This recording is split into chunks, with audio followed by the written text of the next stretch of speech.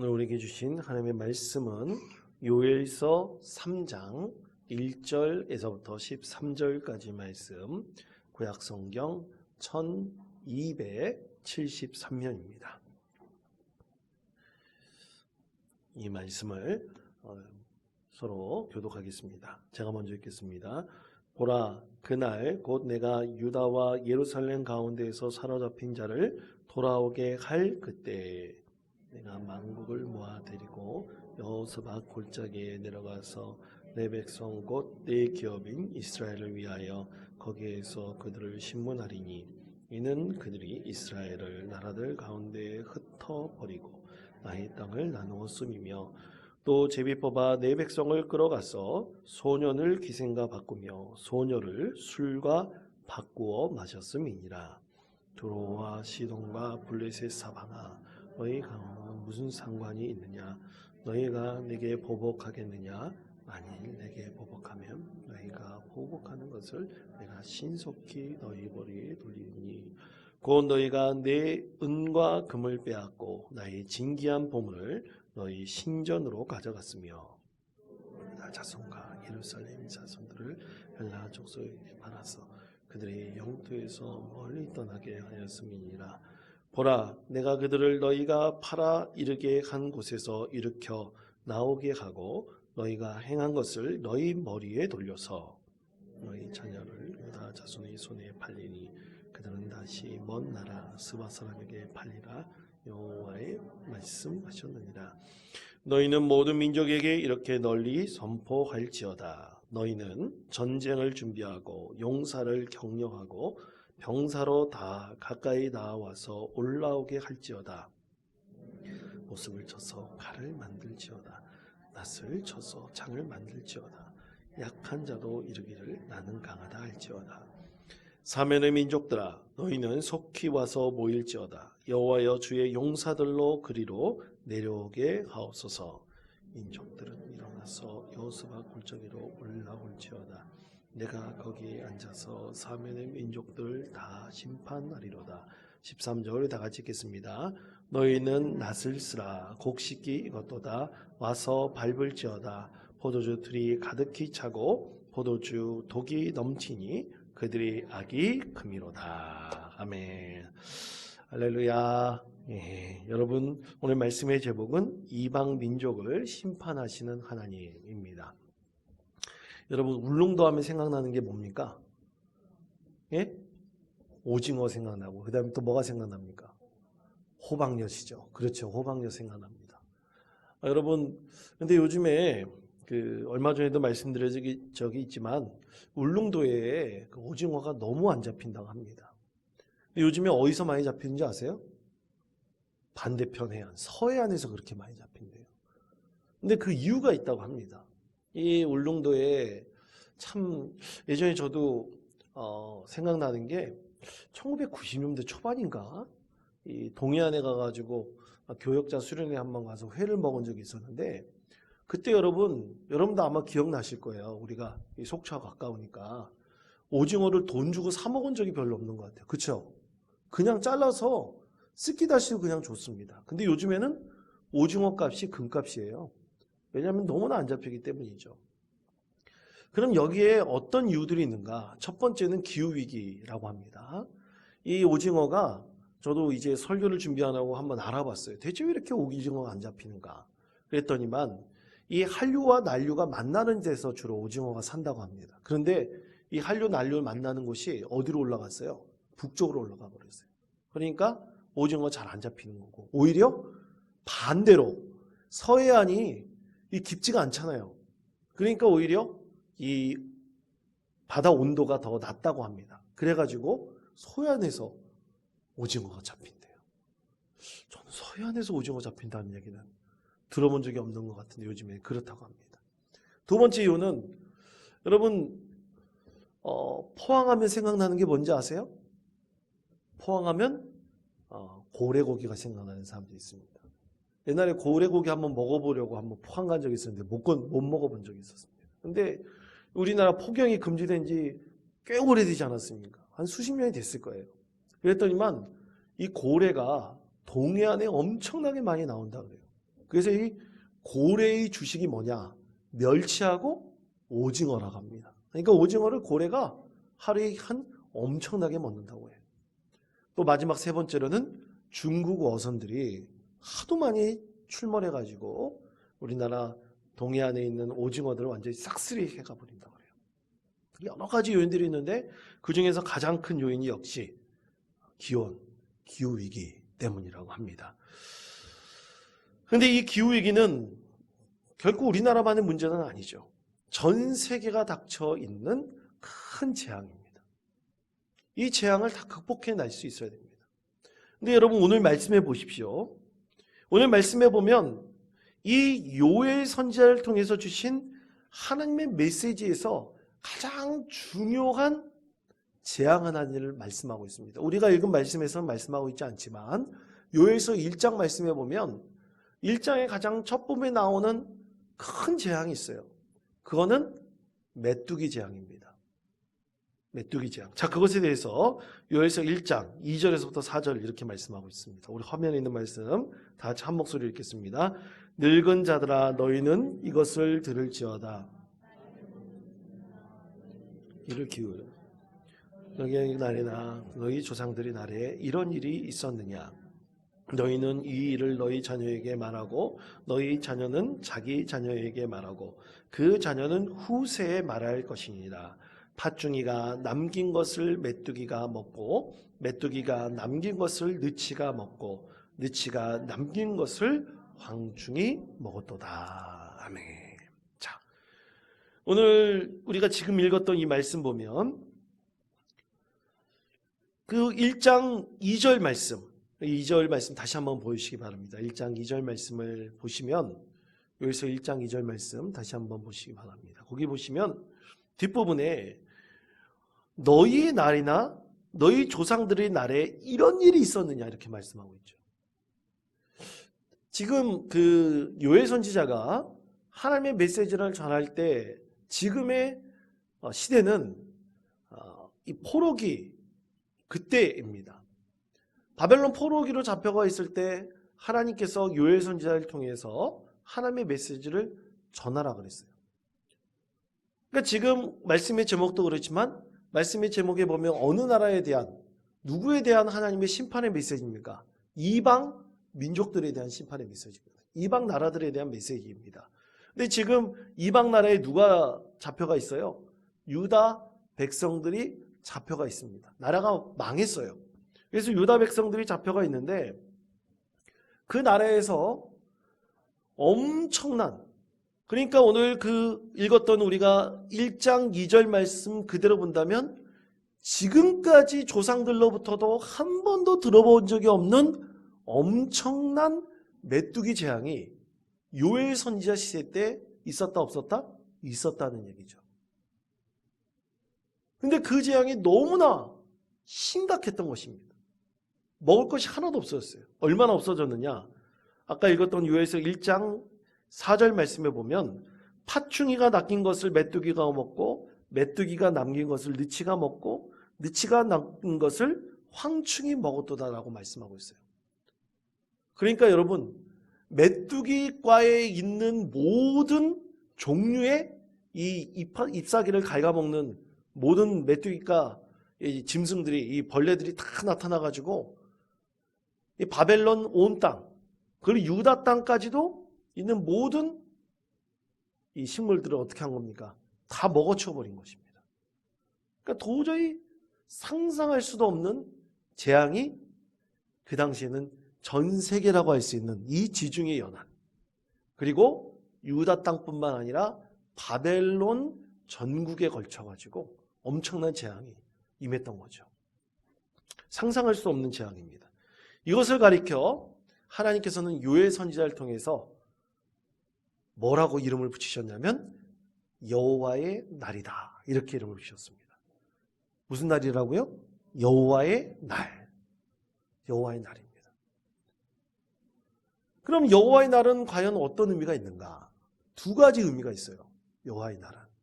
여러분 여호와의 날은 말 그대로 이 메뚜기 재앙이 임했기 때문에 무슨 날입니까? 모든 것을 다 먹어치워버린 모든 민족에 대한 재앙의 날이에요. 재앙의 날입니다. 만약 오늘날 이 메뚜기 재앙이 우리나라뿐만 아니라 중국, 일본, 이 동북아시아 지역에 임했다 그러면 전 이 동북아시아 사람들에게는 무슨 날이에요? 재앙의 날이에요. 있을 수 없는 날입니다. 그런데 오늘 하나님께서는 이 여호와의 날이 어떤 이들에게는 재앙의 날이 될 수 있지만 어떤 이들에게는 미래에 대한 소망을 주는 축복의 날이 될 수 있다. 기쁨의 날이 될 수 있다는 것을 분명히 말씀하고 있습니다. 이 여호와의 날은 그러니까 두 가지 의미가 있어요. 하나는 뭡니까? 재앙. 그리고 다른 하나는 뭐예요? 미래에 대한 소망. 이 두 가지 의미가 있는 겁니다. 여러분, 이런 역사적인 어떤 사건들, 큰 일들을 겪을 때 하나님께서 우리에게 어떤 메시지를 주셨다면 이 메시지에는 반드시 양면성이 있습니다. 딱 하나의 뜻만을 갖고 있는 것은 아니에요. 여러분, 우리 전 세계인들이 겪었던 전 세계 큰 재앙들 굉장히 많이 있죠. 대표적으로 하나 예를 든다면 여러분, 세계 제2차 세계대전. 전 세계인들에게는 엄청난 재앙이었습니다. 그 재앙으로 인해서 여호와의 날이, 만약 이 여호와의 날이 끝난 그때를 생각해 본다면 독일이나 일본 같은 나라에게는 무슨 날입니까? 엄청난 재앙의 날이 되죠. 그러나 우리나라 사람들 그리고 전 세계의 식민지로 있었던 수많은 열방들에게 있어서는 그날은 무슨 날입니까? 미래에 대한 소망을 주는 날이죠. 왜냐하면 이 세계 제2차 대전이 끝난 이후에 사실 많은 나라들이 제국주의의 지배 아래 있다가 독립을 한 날입니다. 독립을 한 날이에요. 또 하나는 예를 든다면 1990년대 전 세계적으로 아주 중요한 사건이 있었습니다. 무슨 사건인지 아십니까, 여러분? 소련이 붕괴됐어요. 소련 연방공화국이 붕괴돼 버렸습니다. 여러분, 소련 연방이 얼마나 큰지 아세요? 전 세계에서 아마 그때 가장 컸을 거예요. 그 연방, 그 나라가. 근데 그 나라가 어떻게 됐습니까? 해체돼 버렸잖아요. 해체됐을 때 지금 러시아하고 우크라이나가 전쟁하고 있는데 우크라이나도 사실 소련 연방이었습니다. 근데 그 나라가 어떻게 됐어요? 독립을 했지 않습니까? 폴란드뿐만 아니라 여러 나라들이 다 어떻게 됐어요? 독립했어요. 그래서 그런 나라에게서는 어떤 날입니까? 그 소련이 해체된 날은 재앙이 아니라 미래에 대한 소망을 주는 날이죠. 그래서 여러분, 오늘 하나님께서 주신 이 여호와의 날에는 그때 가장 강대국이었던 바벨론이라는 나라에게는 무슨 날이에요? 재앙의 날. 그런데 유다 백성에게는 무슨 날이에요? 하나님의 주신 미래에 대한 소망을 경험할 수 있는 날이다. 그것을 깨달을 수 있는 기쁨의 날이다. 오늘 하나님께서 이 여호와의 날에 두 가지 양면적인 것을 말씀하고 있는 것이죠. 그렇기 때문에 여러분, 이 유다 백성이 지금 바벨론에게 엄청난 재앙이 임했지만, 이 여호와의 날이 재앙으로 임했지만 우리에게 진정한 기쁨과 소망과 미래에 대한 하나님이 주신 축복의 날이 되게 하기 위해서는 유다 백성들이 무엇을 해야 될까요? 끊임없이 기도하고 노력해야 됩니다. 여러분, 노력하지 않는 백성에게는 미래가 없습니다. 노력하고 기도하고 하나님의 뜻을 구하고 하나님께서 그 민족에게 어떠한 소망을 주시는지를 그것을 실천하고 준비하는 자에게는 여호와의 날은 무슨 날이 되는 거예요? 진짜 기쁨의 날이 될 수 있는 거죠. 축복의 날이 될 수 있는 것이죠. 그러나 아무것도 행하지도 않고 준비하는 열방들에게는 미래가 없는 날입니다. 오히려 그날은 정말 재앙이 될 수도 있는 날이죠. 자, 그렇다면 하나님께서 오늘 이 여호와의 날이 헛된 날, 아무런 꿈도 소망도 없는 날이 아니라 유다 백성에게는 정말 미래에 대한 소망과 기쁨을 줄 수 있는 참으로 축복된 날이 되기 위해서 과연 무엇을 해야 되는가? 오늘 하나님께서는 유다 백성에게 주신 이 여호와의 날에 이방 민족에 대해서 심판하시겠다 그랬어요. 바벨론을 심판하시겠다. 그러면 심판하시는 이유가 과연 무엇일까? 하나님께서 오늘 우리에게 세 가지로 말씀을 하십니다. 첫째, 자, 저를 따라해 주시기 바랍니다. 하나님의 백성을 고통스럽게 했기 때문에, 하나님의 백성을 고통스럽게 했기 때문에. 자, 요엘서 3장 1절에서부터 3절까지 말씀 다 같이 한 목소리를 읽겠습니다. 보라, 그날 곧 내가 유다와 이런 잡힌 자를 돌아오게 할 그때에 내가 만국을 모아 데리고 여호사밧 골짜기에 내려가서 내 백성 곧 내 기업인 이스라엘을 위하여 거기에서 그들을 심문하리니 이는 그들이 이스라엘을 나라들 가운데 흩어버리고 나의 땅을 나누었음이며 또 제비 뽑아 내 백성을 끌어가서 소년을 기생과 바꾸며 소녀를 술과 바꾸어 마셨음이니라. 아멘. 자, 굉장히 무서운 말입니다. 이 요엘서 3장 1절에서부터 3절까지 말씀해 보면 참으로 그 민족에게 있어서, 유다 백성에게 있어서는 참으로 불행한 한때를 이렇게 말씀하고 있죠. 여러분, 그 여호와의 날에 이 유다 백성이 희망과 소망을 하나님께 주셔서 이제는 그 나라의 백성들이 언젠가는 돌아올 것을 이제 하나님께서 말씀을 하시죠. 그럼 돌아와서 할 일이 뭐겠습니까?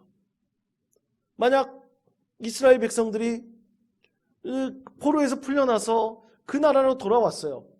그럼 그 나라를 어떻게 해야 돼요? 그냥 황폐해진 그 나라 그대로 그냥 내버려야 됩니까? 아니죠. 정화시켜야 되죠. 새롭게 만들어야 되죠.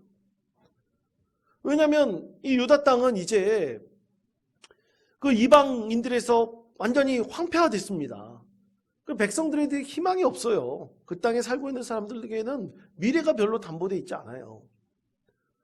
그런데 이제 백성들이 귀환한 사람들도 있고 기존에 살던 유다 백성들도 있을 거 아닙니까? 근데 그들에게 뭘 해야 됩니까?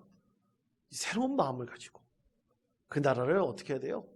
미약하지만 스텝 바이 스텝으로 나라를 변화시키고 발전시키고 그리고 미래에 대한 소망을 줘야 되지 않겠습니까?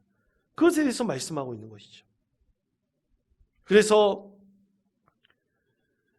오늘 우리가 읽었던 요엘서 3장 2절 말씀 한번 다시 한번 보십시다. 2절 말씀에 보시면 이렇게 말씀합니다. 하나님께서 말씀하십니다. 내가 만국을 모아 데리고 여호사밧 골짜기에 내려가서 내 백성 곧 내 기업인 이스라엘 위하여 거기에서 그들을 심문하리니 이는 그들이 이스라엘을 나라들 가운데에 흩어버리고 나의 땅을 나누었음이며. 아멘. 자, 그러면 그들은 누굽니까? 이방 민족이에요. 그렇죠? 이방 민족이에요. 근데 이방 민족이 얼마나 나쁜 짓을 했냐면 뒤에 보시면 제비 뽑아 백성을 끌고 가서 소년과 기생을 바꾸며 소년을 기생과 바꾸며 소녀를 술과 바꾸어 마셨습니다. 이렇게 말씀하고 있어요. 그러니까 여러분, 나라가 망하면 그 망한 백성들은 뭡니까? 전리품이에요. 노예예요. 자기 육체적 쾌락의 도구로 삼아버렸다는 얘기예요. 얼마나 안타까운 얘기입니까? 여러분, 일본 사람들이 우리나라 사람들에 대해 행했던 짓들은 여러분 너무나 잘 알고 있지 않습니까? 이 칠 수가 없는 거예요. 이런 일들을 행했던 것, 이제 어떻게 해야 돼요? 여호와의 날에 희망이 되려면 정화시켜야 되는 거예요. 그런 못된 짓을 부역자리에 있으면 다 물리쳐야 되는 것이고, 또 그리고 이방 그 민족, 그렇게 유다를 괴롭히고 했던 이방 민족은 하나님의 재앙으로 물러나게 할 거니까 이제 그 나라를 이 유다 백성들이 힘을 모아가지고 황폐화된 이스라엘을 재건시켜야 되는 거죠. 그것에 대해서 우리 하나님께서 말씀하고 계십니다. 여러분, 우리나라는 굉장히 많은 침탈을 받은 나라입니다. 그래서 침탈을 받으면 이 문화 자체도 흡수되어 버려요. 예를 들어서 여러분, 고려시대 때 어느 나라의 지배를 받았습니까? 몽골 원나라의 지배를 받았죠. 그랬더니만 이 원나라의 문화가 유행하기를 시작을 했어요. 그 유행하는 것을 가리켜 몽골풍이라고 했습니다. 여러분 따라해 주시기 바랍니다. 몽골풍. 사진을 한번 보시면 자, 왼쪽에는 맛있는 썰렁탕이 있습니다. 썰렁탕 소주. 그때 당시에 그 몽골에서 이 설렁탕과 소주가 들어왔다 그래요. 이것이 유행했다고 합니다. 저도 옛날에 설렁탕의 기원이 설농탕이라고 그 조선시대 때 만들어진 걸로 저는 그렇게 생각했는데 사실은 이게 몽골에서 들어왔대요.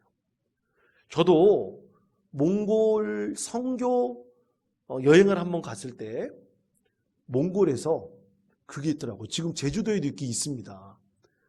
여러분, 몽골에 유명한 게 뭐예요? 말이 유명하잖아, 말. 말이 유명한데 세상에 말 뼈 있지 않습니까? 그 뼈를 사고를 삶아가지고 나온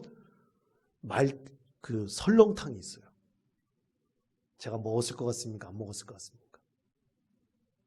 왜 먹었다고 생각하십니까? 저 안 먹었습니다. 못 먹겠더라고요. 굉장히 느끼해가지고 못 먹겠더라고요. 그러니까 그런 문화가 어떻게 해요? 고려시대 때 이 설렁탕 문화가 들어왔다는 거예요. 그리고 옆에 보시면 여러분 우리 조선시대 때도 결혼할 때 보면 비녀를 꽂고 쪽머리를 이렇게 따지 않습니까? 그런데 그 뒤에 머리를 쫙 키는 그런 문화가 있잖아요. 근데 뒷머리를 쫙 느리키는 것은 다 어디서 들어왔냐면 그것도 몽골의 유행이었다고 합니다. 몽골에서 들어온 거라 그래요. 그리고 머리 이렇게 깎는 거, 변발. 고려시대 이 변발도 남성들에게 굉장히 유행했었다고 합니다. 이게 몽골풍이라고 하는 문물이 들어왔던 거죠. 여러분 수십 년 동안 또 수백 년 동안 이스라엘 백성들이 나라를 잃어버리고 하나님 중심 신앙을 잃어버렸다면 그 땅이 몽골풍뿐만 아니라 바벨론풍 또 헬라풍 다 바뀌어버렸을 거예요. 그것을 어떻게 해야 돼요? 정화해야 되는 거예요. 제대로 정화해야 됩니다. 그렇지 않으면 이스라엘이 제대로 설 수 없는 것입니다. 사랑하는 성도 여러분, 세계의 여러 나라들이 힘을 자랑하고 어떤 나라를 지배하고 착취하고 그랬던 과거에 그들의 잘못들이 있습니다. 다 하나님께서 어떻게 하셨어요? 인과응보, 사필 규정이 되게 만드셨습니다. 우리 신앙생활에서도 마찬가지예요. 절대로 우리가 하나님 일을 한다는 이유와 핑계를 대면서 자기 이득을 취하면 안 돼요. 절대로 그러면 안 됩니다. 사실 19세기, 20세, 19세기 때 많은 선교사들이 앞장서서 어떤 나라에 침략해 들어가는 침략자의 선두주자가 되기도 했어요. 모르고 순수한 열정으로 그렇게 선교를 했던 분도 계시지만 뒷면에서 자기 이득을 취하려고 했던 사람도 분명히 있었던 것입니다. 그러므로 사랑하는 성도 여러분, 우리가 하나님을 믿고 섬길 때 우리가 진정으로 순수한 마음으로 순전한 마음으로 하나님의 뜻을 이루기 위해서 우리가 애쓰고 기도하고 노력한다면 하나님께서는 반드시 우리에게 복을 주시고 은혜를 베풀어 주시지만 다른 이득을 취하려고 자기 신앙을 이용하려고 한다면 하나님께서는 반드시 인과응보, 사필 규정이 되게 하십니다. 그런 것들이 지금 너무나 많이 일어나고 있습니다. 그러므로 사랑하는 성도 여러분, 우리가 진심으로 하나님을 믿고 있는가? 하나님을 진정으로 두려워하는 마음으로 하나님의 뜻을 이루고 있는가? 우리 하나님께서는 말씀하시지 않습니까? 두렵고 떨림으로 너희 구원을 이루라고 말씀하셨습니다. 그렇게 두렵고 떨림으로 우리 하나님께서 우리에게 주신 구원의 은혜를 생각하며 그것을 이 세상 가운데 이뤄갈 수 있는 믿음의 성도 되시기를 바랍니다. 또 두 번째, 저를 따르시기 바랍니다. 이방 민족이 하나님의 심판에 대항하려 했기 때문에, 이방 민족이 하나님의 심판에 대항하려 했기 때문에 하나님께서 어떻게 하셨다고요? 이방 민족을 심판하셨다. 자, 여기에서 3장 4절 말씀을 다 같이 한 목소리 읽겠습니다. 두로와 시돈과 블레셋 사방아 한방이 있느냐? 너희가 내게 보복하겠느냐? 만일 내게 보복하면 너희가 보복하는 것을 내가 신속히 너희 머리에 돌리리니. 아멘. 하나님을 이기려고 대항했던 거죠. 그랬더니 하나님께서 어떻게 하셨어요? 너희가 보복하는 것을 내가 신속히 너희 머리로 돌릴 것이다 말씀하셨습니다. 그러니까 하나님께 심판을 받아들이면 그 심판이 왜 나에게 임했는가? 사실 그렇게 회개하고 자기를 돌이켜야 돼요. 근데 교만한 사람들은요, 하나님을 믿는 사람들 중에서도 하나님께서 나에게 뭔가 안 좋은 일을 일으키잖아요. 그러면 그것을 회개의 자료로 삼아야 되는데 그렇게 삼지 않아요. 자기 이득만을 취하려고 그러고 오히려 하나님을 이겨먹으려고 합니다. 그럼 그게 되겠습니까? 결코 안 되죠. 하나님 앞에 쓰러질 수밖에 없는 것입니다.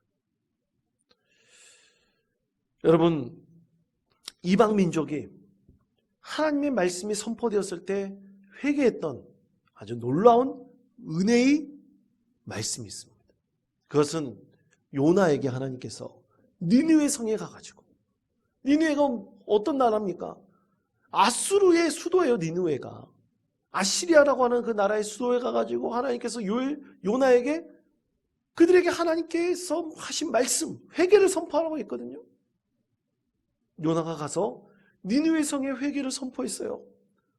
그랬더니만 이 니느웨 성에 있는 왕에서부터 모든 신하들 그리고 모든 백성들이 어떻게 했어요? 왕부터 죄를 뒤집어 쓰고 굵은 베옷을 입고 하나님께 회개하였습니다.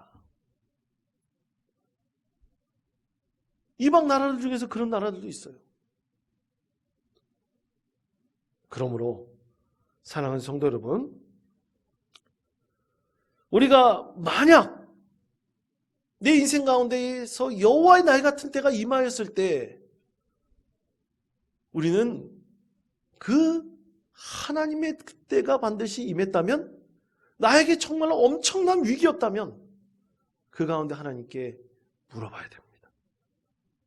하나님, 이것이 나에 대한 하나님의 심판입니까? 하나님 이 통해서 나에게 무엇을 말씀하십니까?